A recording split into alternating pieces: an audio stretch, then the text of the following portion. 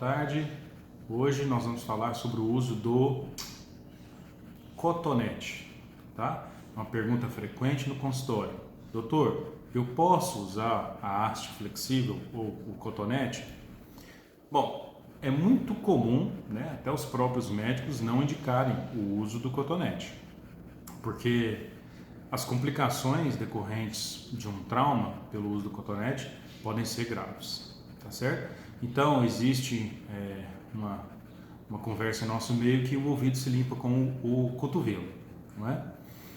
Então a maioria dos médicos eles não indicam o uso do cotonete. Eu indico o uso do cotonete, assim como eu faço o uso do cotonete, mas ele tem que ser usado de uma forma correta. O cotonete nada mais é do que um pedaço de plástico envolto por um chumaço de algodão. Então o cotonete em si, ele não é um mal, certo?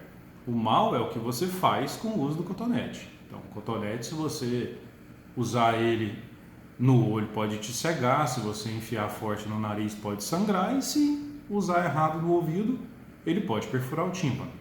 Então é necessário saber usar o cotonete. Então eu divido os pacientes em dois, quando eu vou orientar o uso do cotonete. Primeiro são aqueles pacientes que estão com o ouvido obstruído, tá? Se você já tem cera no ouvido, esse cotonete vai enfiar a cera lá para o fundo do ouvido e vai impactar, vai tampar mais o ouvido ainda. Para quem está com o ouvido já aberto, ouvindo super bem, não tem nada para enfiar para o fundo do ouvido. Então o uso do cotonete, ele é muito seguro, desde que siga os passos que eu vou ensiná-los. Então, ouvido tampado já tem alguma coisa aí dentro. O cotonete vai empurrar a cera para o fundo do ouvido. O ouvido está aberto, não tem nada no ouvido, não vai enfiar nada para o fundo. Então, a primeira etapa é essa. Ah, mas doutor, eu não sei se eu tenho ou se eu não tenho cera no ouvido. Aí você tem que vir aqui no consultório, eu tenho que olhar, falar, você não tem cera no ouvido, vai usar o cotonete. Decidiu usar o cotonete.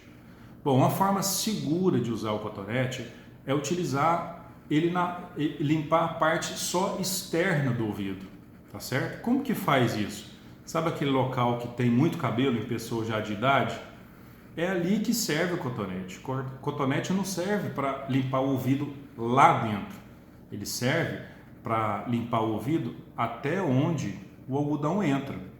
Então, se você está olhando para o espelho e introduz o cotonete e não vê mais o algodão, é ali que ele vai fazer o serviço dele. Colocou no ouvido, 2, 3 voltinhas, acabou.